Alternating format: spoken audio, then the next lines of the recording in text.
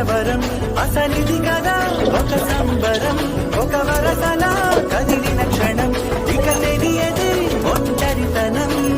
ఎన్నాళ్ళ దూరాలు కన్నోటిలా వస్తుంది పోయాయి కన్నీళ్ళిలా ఇల్లంతా మారింది సందళ్ళుగా